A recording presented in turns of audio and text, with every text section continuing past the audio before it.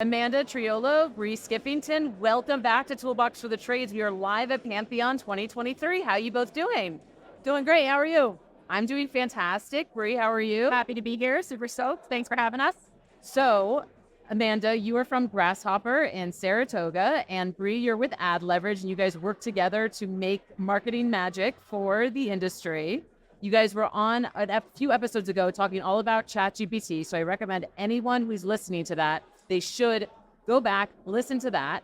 But you two are here because we're at Pantheon, and I did the mistake. I made a boo-boo. I told Ishmael Valdez that his podcast is the most popular, which is true as of this recording, and you want to beat him, don't you? We're out to beat Ishmael. We are going to beat Ishmael. So we put our three brains together, and we've decided that we want to get vulnerable on today's episode of Toolbox for the Trades. By the way, I also want you both to know this is the very first full-length podcast episode I'm ever recording at Pantheon. Ooh. Hashtag female power Ishmael. What an honor. So we were talking before about how it's so tough when you're on social media all the time. It's so easy to compare your life to other people's highlight reels. And we're going to talk a bit today about how the two of you got into the trades and some of the challenges you've come across personally and how you've overcome them regardless of those. Does that sound good? Yeah, absolutely. So let's get into first things first. How did you get into the trades? Amanda, why don't you start? So in 2016, I actually stepped in to take over a commercial install-only company that was failing at the time. So I signed my name to a lot of debt. And, I was flipping houses at the time, and I was managing an accounting office. So I thought, okay, I know numbers, right? I can do this, no problem. I'm down for a challenge. I can flip a house and make money even when things go wrong. Let's do it. So I learned within 2 months that it was a lot harder than I thought it was going to be. And what happened was I was like, okay, I actually might go bankrupt here, right? So that was time number one that I thought I was going to go bankrupt. And you battle through it. You start to make some money, then you lose some people, then you start to make some money, then you can't find good people, and then it's you get a job, then they threaten they're going to sue you if you don't finish it in deadline, and then it's unrealistic job deadlines and high stress work environment. So it's really hard to retain people. And when you're a small company trying to grow, it makes it almost impossible when you're in the commercial world. I mean, it's public bid work. They take the lowest bidder, and that means that you were the lowest dollar amount, right? So how much meat is there really left on the bone at the end of the day? Not much. And so for a while, I started to research residential and how do you get into the residential market, and I couldn't figure out how to pivot from commercial to residential without going bankrupt. So it's you battle between, is there enough money in the bank for payroll? Can I pay my vendor this week? And so the thing is a lot of people can look at my Facebook page or listen to podcasts and be like, oh, she's an overnight success. But the thing about it is if you just have a conversation with me, it's the furthest thing from the truth, because there was at least 7 times where I thought I was going to go bankrupt. And we came back from it actually right before COVID hit. We actually were having meetings where we were pivoting how to get ourselves out of the financial mess that we were in. There's $1,800 left in the bank, and then COVID hit. So it's what are you going to do? And COVID was actually the game changer for us that, the governor of New York shut down construction job sites we talked about. And so that was the excuse to be able to get out of commercial and into residential, which was a beautiful thing. So it's I think beautiful things are born out of adversity, and, you can be a victim to adversity, or you can let it be the reason why you didn't succeed your whole life, or you can take it and learn from it and become something great. That's amazing. Beautiful things are bred out of adversity. I think that's the title for this episode, maybe. My producer is in eye shot, which is so rare when I get to record, and I think he likes it. Thank you so much for being honest about that. I love talking about that kind of stuff on this podcast because it's true. I'm on the Facebook pages. I'm looking at everyone talking about their numbers, talking about their annual revenue, and it can get so intimidating sometimes. So I love it when people get real about no, I almost went bankrupt 7 times. Yeah, our first year in business, we made $800,000. The next year was $1.2 million. The next year was $1.7 million. The next year was $2.1 million. So it's there's no overnight success here, right? It's you battle and you battle and you battle, and you've got to find a way through. And thank God that COVID happened, to be honest. I mean, I know it shut down a lot of businesses, and so it was a horrible thing. But for people that use those trials as a triumph in their life, is Anything can come out of anything bad if you just shift your perspective and you're able to take a hurdle and pivot differently if you need to. That's why our tagline is forward is a way of life. I love that. I'm going to get to Bree in shortly. I promise you, Bree, but I have to ask Amanda, did you always have that mindset, or was that something that you learned? You got to teach yourself. So I think I've always been this way as a person. But I think,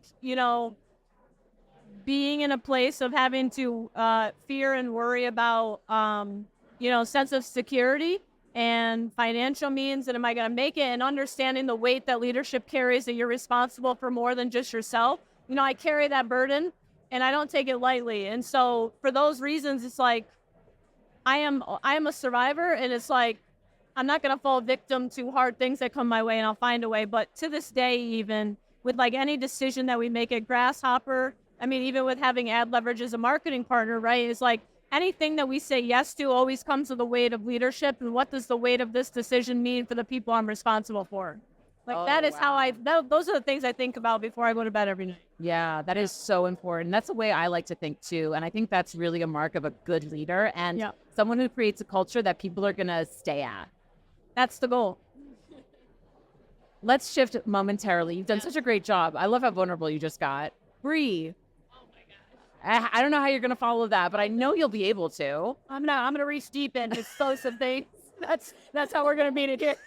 So Bree, tell me a little bit about your story. I asked Amanda, how did she get into the trade? She went right into it. So why don't you tell me your story? Yeah, that's so funny. We're both so competitive. So now I gotta beat Amanda in the vulnerability exercise. She's gonna reach deep. So my intro to the trades actually was kind of so a little bit after my intro to marketing. My way into marketing was essentially my mom was always in marketing. She does outdoor. Pushed me into pursuing that in high school. I dropped out of high school. I started throwing parties for a living. We call that marketing these days. You're just having people attend your Facebook events. They show up in real life. It's like, oh shit, I'm actually a marketer now, right? I can do this and make money out of doing something like this. Yeah, it's a bit endorsed on LinkedIn. Yeah, exactly. I have some of that. So yeah, got into that. And then it's funny. I'm like, my dad moved to LA. I'm like, hey, I like it there. It's cool. I want to move to LA. So I started interviewing at a few agencies. Ad Leverage was one. My first interview with Andrew, he was like completely disregarding me. He's so busy. He's like consumed in his job, right? He's like consumed in his computer. And at the end of the interview, I'm like, you don't seem interested. I'm like, what about my qualifications are you hesitant about? And he's like, well, you don't seem to work with the kind of the clientele that we've got here at Ad Leverage. And I was like, well, I think marketing kind of transcends industries. I know you think I'm primarily events and hospitality, but I'd love a shot at proving you wrong in whatever it is. So he gave me the very friendly challenge of, I'd like you to make a social media plan for a funeral home. And I was like, well, shit. For a funeral? For a funeral home. Yeah. So, that's naturally the... Okay, I just pause real quick. I started my career in social media. So did my my work wife, Natalie, who's out there right now. I cannot fathom why anyone would follow a funeral home. Yeah, I'm pretty sure he just wanted me to quit right away and just not even give it an attempt. But naturally, I'm very competitive, gave it a shot, and I guess he liked it. I guess it looked good. So started with Ad Leverage. And I think one of the first clients I got was Mario Camperano, who owns Express Electrical Services. I believe he was just... Mario. Do you know if he's here? He's not, unfortunately, and today is his 50th birthday. Texted him this morning. I really wanted him to be here so I could give him a big birthday hug, but no, he's not. But yeah, it's been crazy throughout the years. I've gone through trial and error with him a ton. He's taken a big leap of faith with me, with the agency, building up our home services portfolio, our ServiceTitan knowledge, right?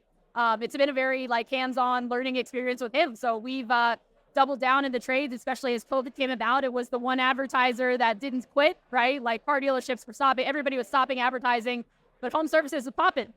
Home services jacked that up. It's been insane. So fortunately, been working with Johnny, Dylan, able to kind of work together on some of the ads products that they're rolling out. So it just has kind of become our DNA now is home services is what we support. Who supports us? It's a thing. That's awesome. And so you're still working at the first place you worked at when you moved to Los Angeles. That does not happen often. I think I went through about 30-something jobs before I finally landed at ServiceTitan. So going into not comparing people's success to your life to people's highlight reels, I stumbled in this career. Why am I here? I feel like the most beautiful stories are born of how did I even get into the home service industry? I mean, I don't think any of us thought about when I grow up, I'm going to run a multi-million-dollar HVAC company. Or when I grow up, I'm going to host a podcast for HVAC technicians and electricians. Or when I grow up, I'm going to do advertising for electricians and HVAC folks. But here we are, and we're all happy in our position. So it really just goes to show, kind of got to be open to stuff. House flipping, throwing parties. I have a comedy background. What the hell, man? Why are we here? Crazy life. Together we can create beautiful things. I know. So we've been talking for a few minutes. I want to get a little bit more content. I have to tell you guys, I have had several partners on the podcast, hey, we're this person's partner. We work together. I have never seen people that I interviewed as a duo on the podcast in real life just being friends. And you guys just have such an infectious energy. So tell me about what it's like working with one another. Honestly, right when I met Bree, she's one of those people that's a really real, raw, genuine person. And the funny thing is I'm actually really bad at texting, responding back, because I'm so focused on the company day-to-day stuff and my team that if other messages come in and out, this was before we were working together. But Bree remained consistent with the marketing stuff, right? And so I'm at one day I was oh my gosh, Kelly, I never responded to ad leverage. I got to respond. So anyway, the funny part is I didn't respond to her for a little while, but she's consistent and she's a great person. And the thing about being friends with somebody like that is that it's hard to find somebody on my age level that's on the same mental caliber wavelength. With Bree, it's we're very similar in age and we both have big goals and aspirations in life and want to accomplish big things. So it's it's awesome. She challenges me, I challenge her. Sometimes it's no, we disagree with one another, but working it through the disagreement, Tell me a bit about what it's like working with Amanda, Bree. It's awesome. I mean, obviously very friendly dynamic, but she challenges me a ton. I mean, is not afraid to FaceTime me and tell me the marketing budget's too high last month and I want to talk about it. So it's awesome. I mean, I love a challenge. Obviously, we're constantly, in that same mindset of competing to win at marketing, at home services, at whatever it is, at whatever that challenge is right in front of you. So that's been cool and kind of how we've stumbled into creating CXC, right? It's there was this challenge of, hey, what time looks like and how time's being spent and how we can utilize ChatGPT to make something cool and tackle that. And I don't know, it's just a fun, friendly dynamic. I love it. Remind the folks listening, if they didn't listen to your first episode, what CXC is. Please. Do you have it memorized, the mission? Well, Go. I'll let you. Which one of them knows their company's vision statement better? We exist to create unimaginable growth. Go ahead, finish the second. I know. Okay, the word revolutionize is in it. That's the important one. I really want to drive home because I came up with it. So we exist to create unimaginable growth, to revolutionize the customer experience. And the customer experience. Yes. I mean, I got it 95% down. Here's the important thing. We slay robots. We're going to leverage it for your business. The beautiful part about it, though, is it's artificial intelligence and it's call by call, right? And so at Grasshopper, I know we talked about this quickly on the other episode, but I stepped into call by call management to figure out what we were doing right, what we were doing wrong, where we were missing opportunities, and what's actually going on here. And so when I stepped into that, I actually unpacked a ton, of a ton of opportunities we were missing and losing. So we were just in conversation, and when we talked about challenging one another, she asked me, what was your biggest time suck, right? And I'm call by call management. It takes up so much time when you're talking to technicians. Okay, what did the homeowner say? What did you inform and educate on? What kind of personality are we dealing with? What's important to them? What are their needs, wants, desires? And just understanding, what were we there for, right? It's a lot when you unpack a call. And so she's maybe we can find a way to revolutionize this and streamline this. And I'm yeah, right. That'll be the day. But believe it or not, we brought it to life. Amazing. You guys should be so proud of that. We'll link it again in the show notes so people can go to it. Now, I would be remiss if I didn't ask you about Pantheon. Is this both of you? This is not your first Pantheon. This is my first Pantheon. That's your first Pantheon, I'm Amanda. pumped. Oh my gosh, I'm pumped to be here. I am so excited for you to be here. Yeah. What about you? Is this your first one? It's my second. So I was at the one in LA last year. Super cool. But I don't know. This is looking pretty awesome. We got over 3,000 people here. This is insane. So, Amanda, tell me, what are you most excited about for Pantheon? Honestly, when I was going through the session schedule and like looking at the sessions I wanted to attend, there were at least 6 different instances where there was multiple sessions at a time that I really wanted to be at.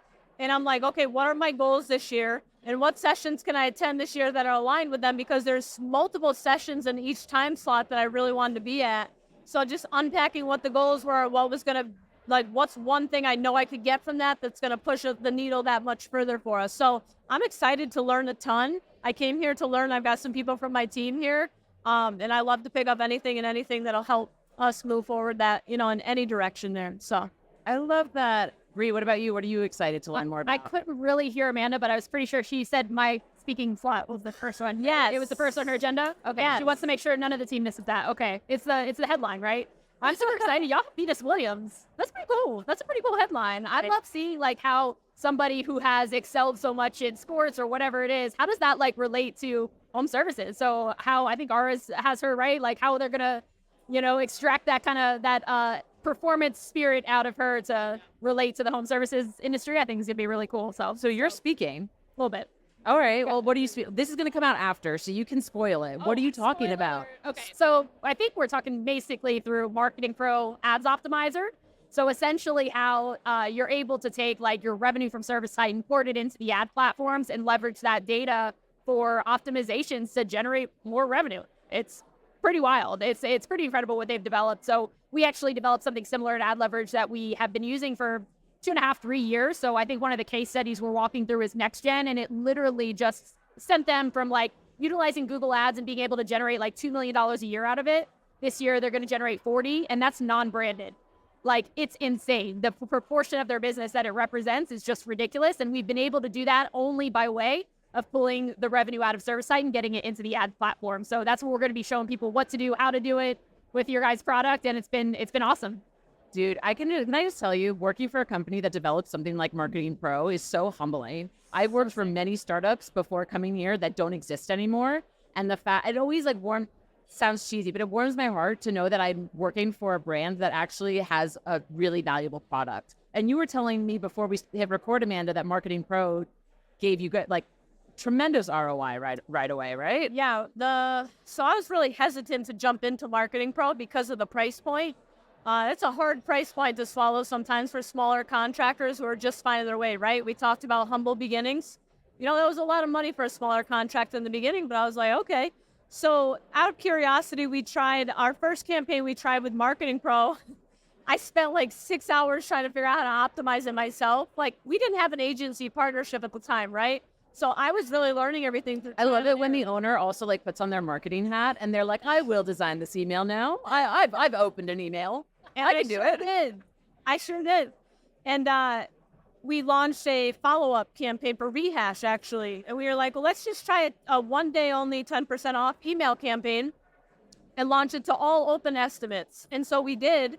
And we were just picking up the phone call and, hey, just wanted to make sure you received the email today. You get 10% off of any open estimate. It's good until end of day today. And then we'd have the math all figured out. So we're like, let's just call so they know how much they're saving, make sure they got the email. And so myself and Kara in my office, actually, both of us were calling, and we were able to close $216,000 in almost 10 business days. And we were like, whoa, I don't care what the monthly expense is anymore. That's awesome. Yeah. That's now, really great. Obviously, that's a one-time campaign that we set up, right? So I'd imagine, we still sometimes have a rehash campaign, but finding success like that is you've obviously got to also put the work in it. Like, you can't just turn on an email, send it out and say Marketing Pro didn't work because I didn't sell anything. Like, there's some work that goes into it, but just being able to have that as a resource that can even filter down to all open estimates was awesome.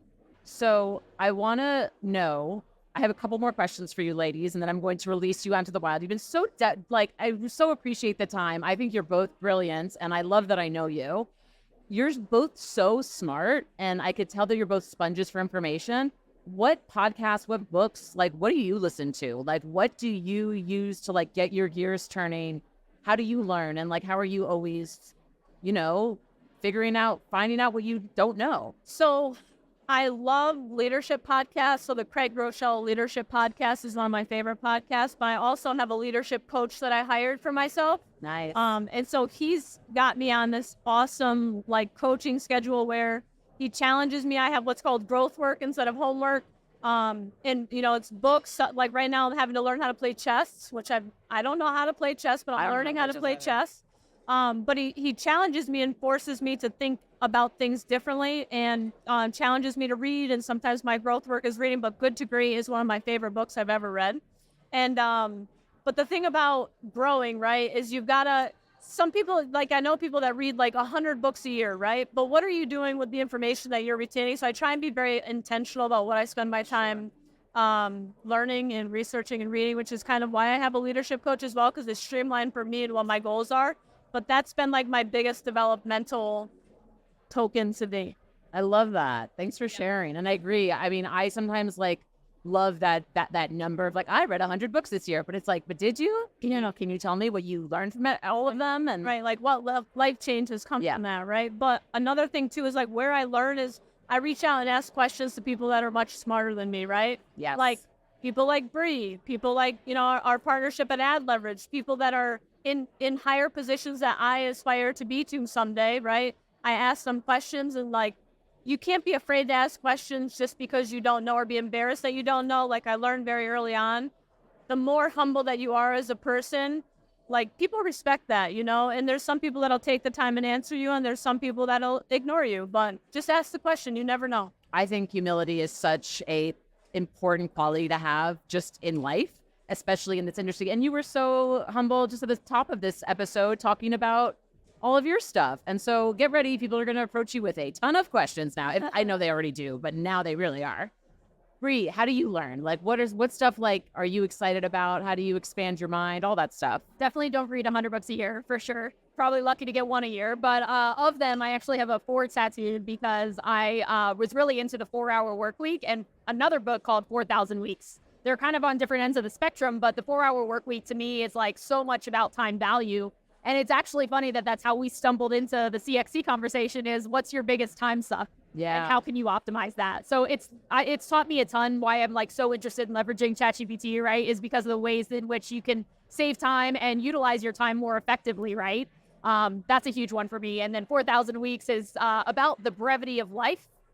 It's making you think about your own mortality, which is very humbling, as we were just discussing. So try to be. I think that perspective though is so important. Like if you think of, it's so easy to get wrapped up in technology in your business. You can numb through work. Like you could be a workaholic, and that can be bad. But when you actually put it into perspective of your life, like what am I actually doing here? I only have 4,000 weeks. How am I using this week? I think that's so smart. Yeah. So thank you so much for sharing that. Final question, and then I'm going to let you go. If someone approached you, either of you, just a random, and they're like, I'm thinking about starting a career in the trades, what would you say to them? So our mission statement as a company, right, is we create opportunities that change lives and lead people to make great decisions. I'm not passionate about heating and cooling at all, but it's like having to evaluate what am I passionate about as an individual, and as the owner of the company, what does that mean for a company that I want to be able to grow and develop and lead people with, right? So it just so happens that through heating and cooling, we're able to create opportunities that change lives. And that is my purpose, right? Being able to facilitate helping somebody, become from good to great, or helping somebody become the best version of themselves. I think it's funny that it's through heating and cooling through the home service industry, but it's just find what you love and find your purpose and passion and fuel it through that. I love that. Bree, what would you say? Yeah, I mean, with that, like the trades, funeral homes, not super glamorous, right? But it's a medium that helps you facilitate, like Amanda said, and what drives her opportunities, right, in any situation. But it has the stigma, right? Yeah. Like when they took trade classes out of the schools, Right. blue collar, you don't want to do that. You don't want to work with your hands. Like, I mean, I'm literally looking out at a sea of millionaires right now, not going to lie. And all of these people are in the trades. Like, Exactly. it's a no-brainer. Exactly that. Yeah, and there's so much money to be made. And the beautiful thing is it's not a one-size-fits-all model. Yeah. You can focus on maintenance, you can focus on install, you can focus on service, you can focus on residential, commercial, you can focus on plumbing, electrical, HVAC. Like, it's not a one-size-fits-all model. So if you don't want to have high risk and you don't want to have aggressive growth goals, don't, and still make a great living for you and your family, you know? Heck yeah.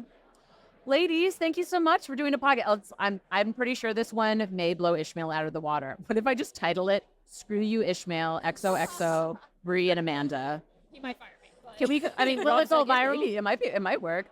Thank you guys so much. And I hope you have a great time at Pantheon.